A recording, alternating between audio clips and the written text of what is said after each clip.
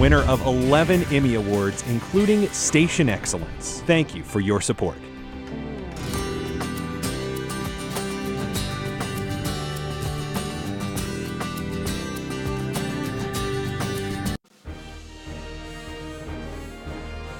The 2012 Atlanta Press Club Loudermilk Young Debate Series, brought to you from Georgia Public Broadcasting.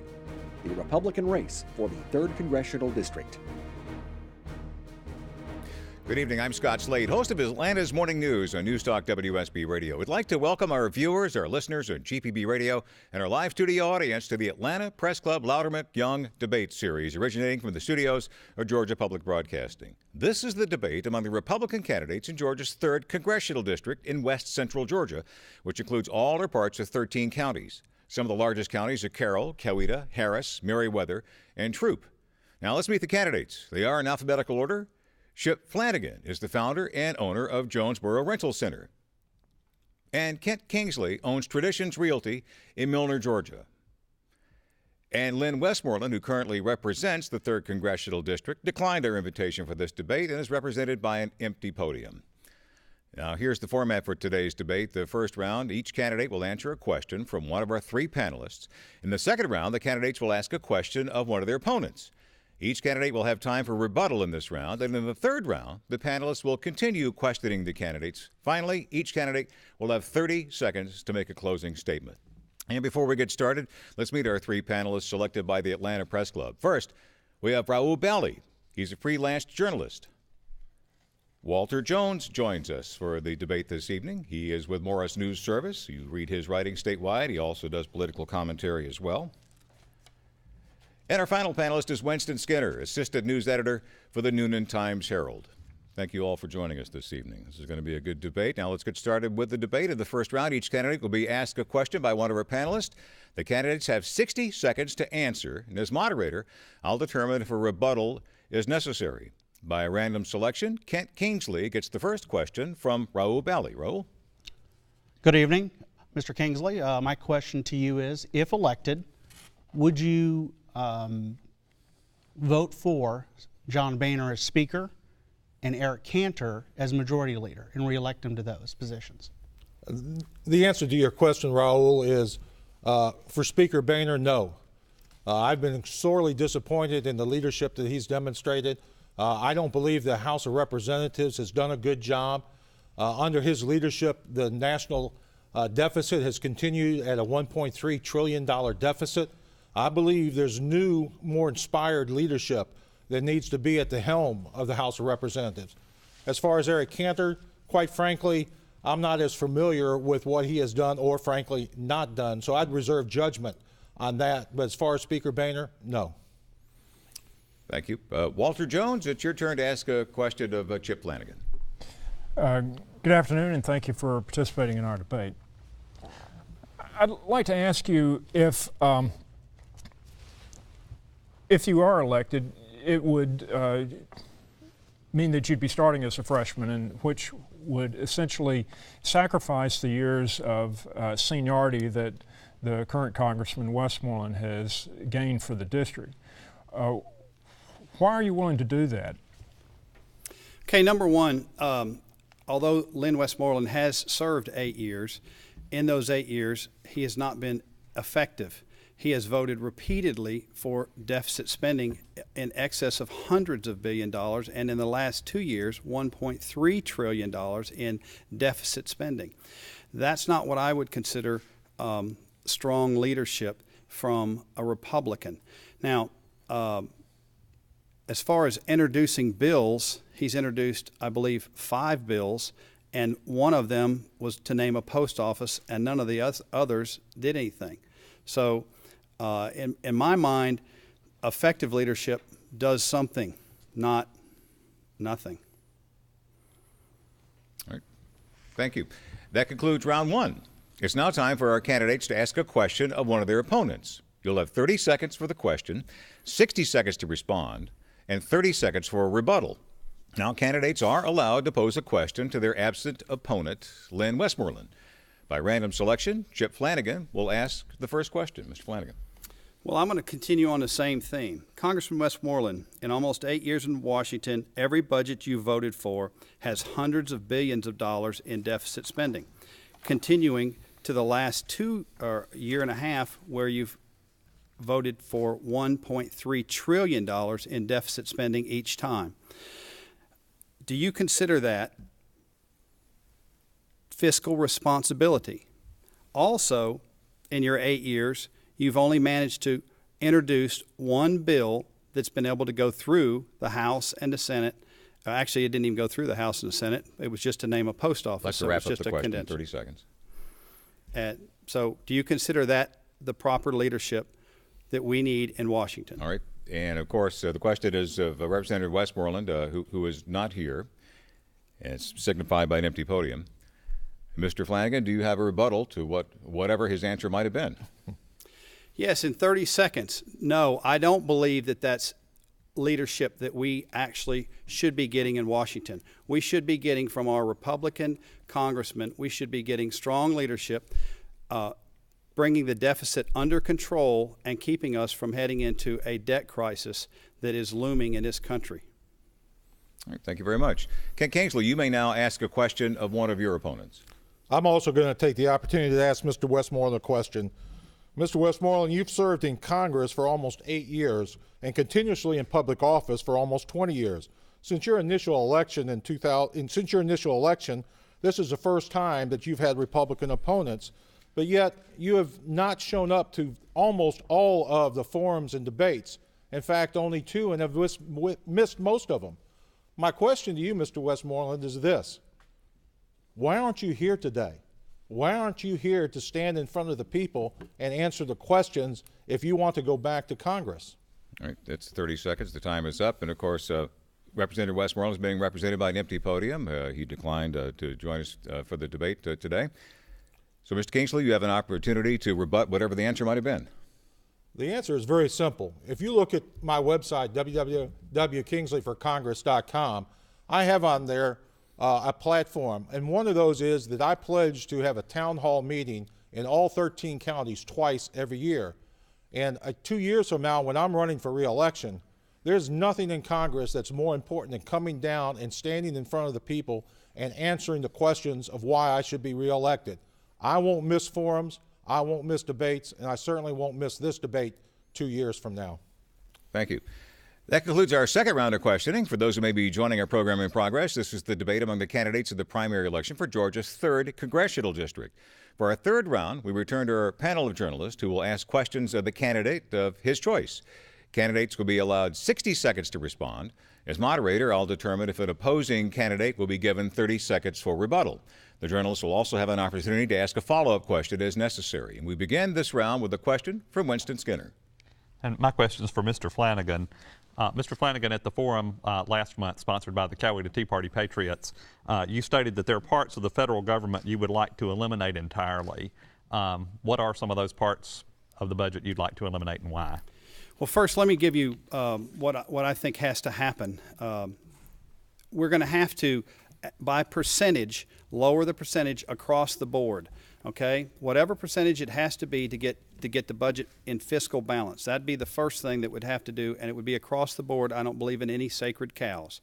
Now, after that, we're going to have to do zero-based budgeting, and each department head is going to have to justify their existence. Every department. You can't have sacred cows. When you're facing a fiscal cliff that we are facing, we cannot allow people, because if I get a sacred cow and they get a sacred cow and they get a sacred cow, all of a sudden we have a herd of cows and we haven't got any cuts. So there's not any one that I'm going to target, but the cliff that we're facing right now, and we have to cut everything. And to start off, that would have to be equally. It's the only way you're going to get other people to go along with you. Winston, did you get your question answered? Dean, to follow up? Well, I guess just to clarify, are there specific parts of the budget that you know today you would like to eliminate, or are you just looking at that? 30 seconds, sir. To be more specific, the Department of Education doesn't do any educating. All right, but they do send money to the school systems, a percentage of money. Now, in my thought process, we would do away with the middleman, the people that are holding the money and taking a percentage of it out, and simply block grant the money to the state so that they're not cut, they don't lose any of their funding. Okay, and you can use that same principle across the line. That's why I say block cuts to fiscal balance, and then justification after that time. And time is up. Thank you very much, and thanks for the follow-up question. Raul Bally, next question for you, please. My question is for both of the candidates, if I may. We can do that, sure. This evening, we're sitting in the studios of Georgia Public Broadcasting, the home of PBS here in the state of Georgia. There's a new move afoot to once again cut or end funding for public broadcasting. My question to you, gentlemen, what is the place, or what is the place for federal funding for public television? Mr. Kingsley, let's start with you, please. We have established here already that this nation is in a physical crisis. And there has got to be significant changes in our methodology of funding and in elimination of not just the Department of Education, but many other departments. First of all, you need to start with the Constitution and look at what the Constitution tells us the role of the federal government is. And then you depart from there and begin making the difficult choices of what parts of the federal government remain and what we can do without. We've got to get our budget under control, our deficit under control, and our debt. $16 trillion. In the 8 years that the congressman has been in office, the national debt has doubled, and we're adding to it every year. We can't continue. So the role is we've got to reduce our spending, and everybody is going to be subject to that. Mr. Flanegan. Okay, the role of the federal government is constitutionally limited. Okay, and when we go beyond that, then our spending is going to get out of control and has gotten out of control because of those forays beyond the constitutional requirement. In the late 90s, I was in the former Soviet Union. Right after they had collapsed their dollar, it was a terrible thing to see. We were actually taking food to the orphanages and to the old people. They called them pensioners. We would call people on Social Security. Everyone that's dependent on government, every program disappears. The people who were working in the orphanages hadn't been paid in 5 months. That's what we're facing. We're facing an economy that'll be worse than the Great Depression if we don't get the spending under controls. There are no sacred cows, in my estimation. That's defense, but we don't take 50% of the cuts out of 20% of the budget, which is defense. We have to take cuts everywhere for us to get along. That's time there. Raul, did you get your question answered? I think I do understand answering the question of the role. I think my specific question to both of you gentlemen very shortly is, would you support the current effort that would either cut back or end funding for public television and public radio? I hate to ask for a yes or no answer from either one of you. Mr. Kingsley first. Yes. Ms. Flanegan? Yes. And at the very least, it would be the percentage of cut at the beginning. After that. You want to add to your yes, Mr. Kingsley? No, it's fine. It's what I said earlier, Scott. Every aspect of the federal government is going to feel some of the pain if we're going to balance a budget. All right, thank you very much. Walter Jones, next question for you, please. Mr. Flanegan, I mean, if you look at it bluntly, Lynn Westmoreland is about as conservative as anybody in Congress. And he has a reputation as being fairly cantankerous, and that's why he blew his one opportunity to be in the leadership, because he was so independent. The arguments that you're making in your campaign is that you would be more independent and more of a fiscal hawk than he is. How do you expect to get more than 200 people to agree with you in Congress when Lynn Westmoreland hasn't had any more success than you credit him for? Well, simply put, I don't believe that voting for $1.3 trillion a year for the past 18 months is a fiscal hawk. I'm sorry, that's not fiscal responsibility. Now, if that doesn't earn me votes, then it may not. But I can assure you, when the fiscal crisis hits, other people will see the realities that are coming. Even Paul Ryan has stated publicly that we're facing in less than 2 years an Armageddon type of event in this country. Now, the subprime mortgage meltdown will be nothing compared to what we see. I saw it. Okay, this is, and you either face numbers or numbers. They just don't lie. It's not a matter of Republican or Democrat. It's not a matter of fiscal conservative. It's a matter of this is reality. And we're either going to send people that are going to do it and do what's got to be done, or we're going to face. And that's our time on that question. Do you have a follow-up, Walter? Did you get an answer? I do want to follow up because going to Congress, you're talking about what you want to accomplish, and you criticize Congressman Westmoreland for only passing one minor bill. But legislating is a team sport, and how do you hope to be able to accomplish more than he would if your intention is to vote against the leadership on bills that you think are too expensive? 30 seconds, Mr. Flanegan. Okay, first of all, I expect the American people are going to send more responsible congressmen to Congress. I believe that last time we turned out 87, and this time I hope to see more than that. And the reality is, historically, if you look back at the country, every time we've faced serious problems, we the people, I wear it on my lapel, come out and turn out the Congress to get them to follow what we want. Now, Americans are, we see the crisis coming. To wrap it up, Mr. Flanegan. Okay. Sorry, thank you. It's 30 seconds. Mr. Skinner, next question for you, please. Sure. Mr. Kingsley, in earlier appearances this campaign season, you have expressed your opposition to the Affordable Care Act, but at the same time said there is a need for health care reform. What is your notion of how we provide health care access to the poorest and neediest Americans? And a 60-second answer there, sir. Great question. Yeah, the first step we've got to do as a country is to repeal Obamacare. This country cannot afford it. It's lousy legislation. It needs to be repealed. And once we have a Republican president and a Republican Senate, Obamacare will be repealed. But after that, you're absolutely right. There needs to be something to replace that, something that the nation can afford. And there's already been great Republican ideas that have been floated. Unfortunately, the president refused to listen to them. Things like buying insurance across borders. We still have a serious problem with tort reform in the medical arena. So there's a lot of things that we can do, but going down the path of European socialism with Obamacare is absolutely the wrong thing to do. All right. Thank you very much. The next question from Raul Bally.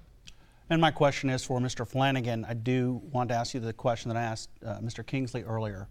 Would you vote for re-election, if elected, would you vote for re-election for Speaker Boehner and for Majority Leader Cantor? I would not vote for John Boehner. I believe that he did not show strong leadership. When he rolled over the first time without standing up, if he had stood up and made the Republicans and the Democrats, the Senate, the Democrat-held Senate, pass a bill, all he had to do was stand up and say, I will not roll over and give you a continuing resolution. Once he did that the first time, President Obama has owned them since then. And that's just the reality of it. They had no power after that, and it's an unfortunate mistake, but it's a leadership mistake that he made, and it's been the president has been able to pin on them that they are the do-nothing Congress simply because of that. Now, Eric Cantor, I understand. I'll reserve my call on him because my understanding is that he's fought against that, but. As far as John, that's what he did. He owns his decision. All right. Thank you, sir. Walter Jones, next question for you, please. Yes, Mr. Kingsley, Lynn Westmoreland worked his way up through the legislative ladder. He rose to be minority leader in the state legislature, and some would argue that he laid the foundation for the eventual Republican takeover in the legislature. Why aren't you working your way up through the chairs as opposed to making your first venture in running for Congress? The answer to that very simply is I'm not a professional politician. And in large measure, that's what's wrong with this country. Our founding fathers didn't envision a professional political class operating this government. I spent most of my adult life defending the United States as a United States Army infantry officer. So I would compare that background with the background of being a part-time legislator in the Dome very favorably. I believe I've got the experience, and the major difference between the two of us is that I'm a proven leader, and that's what's sorely missing in Congress today is strong, determined leadership. Ronald Reagan once said that it's amazing what can be accomplished when no one cares who gets the credit. I don't care about the credit once I get to Congress. I care about the solutions and turning the ship of state around so that we have a balanced budget, we have term limits, and we adopt the fair tax. All right, thank you, sir. Winston Skinner, next question for you, please, sir. That's what I want to ask the question of both of you. There are no Democrats in this race, so the person who goes to Washington from this district will be a Republican.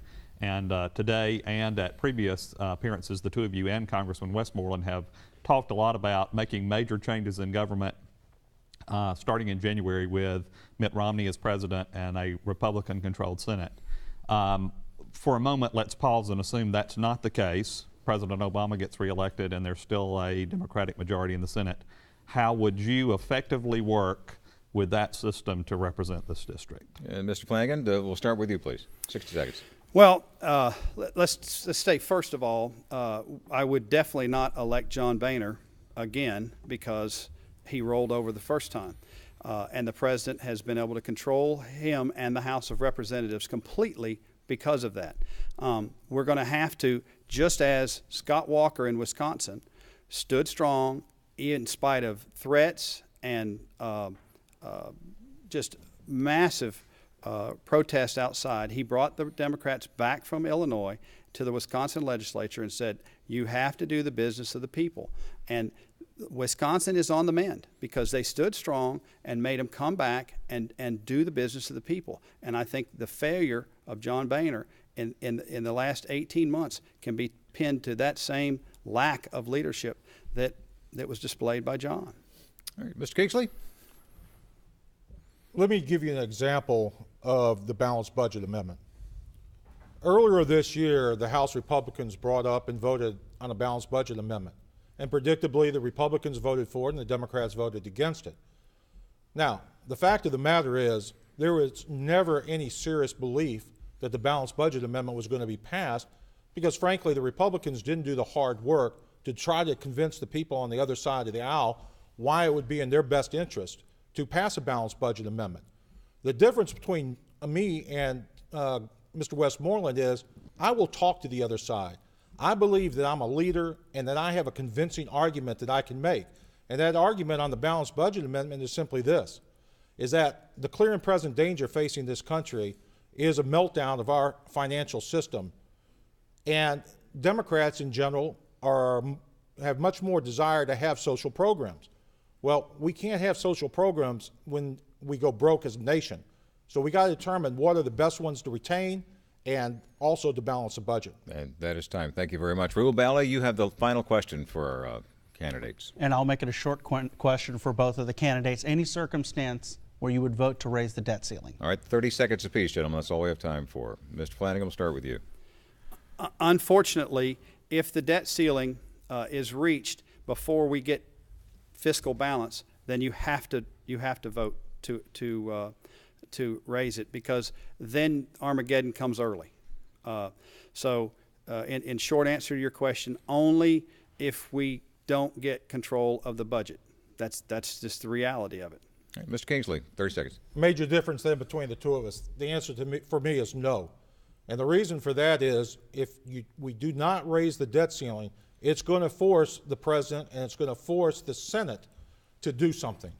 And so instead of rolling over and kicking the can down the road, we will not raise the debt ceiling and force us to come to frankly, a grown-up solution on our budgetary problems. Thank you both very much. We have no more time for questions. Each of the Republican candidates in the primary for Georgia's 3rd Congressional District will now have 30 seconds for a closing statement. Kent Kingsley was randomly selected to make the first closing statement. Mr. Kingsley. Ladies and gentlemen, I'm here this afternoon because I'm applying for a job. I'm asking for you to vote for me to be your congressman. You know, I've never seen anyone get hired when they don't show up for a job interview. Your congressman didn't show up. The bottom line is this. If you think what Congress is doing is great, if you're happy with the performance of the federal government, I'm probably not your candidate.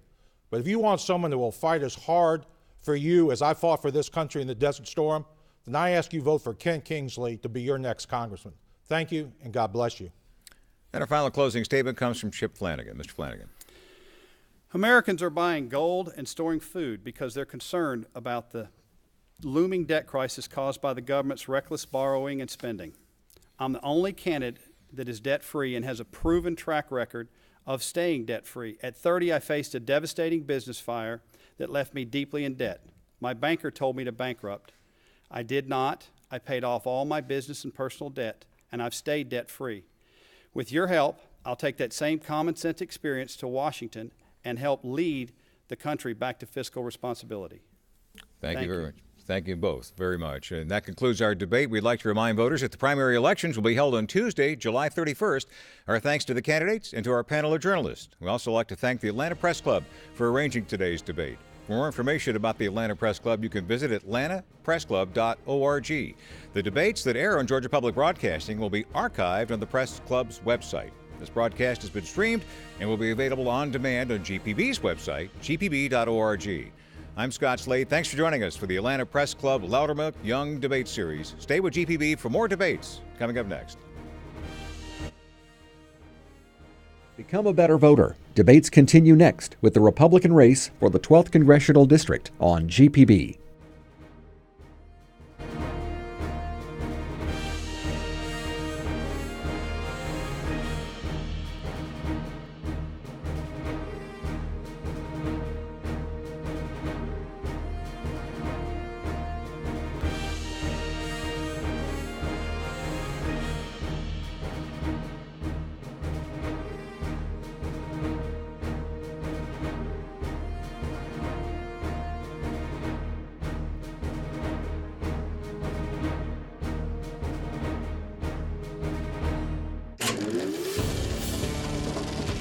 This is a GPB original production.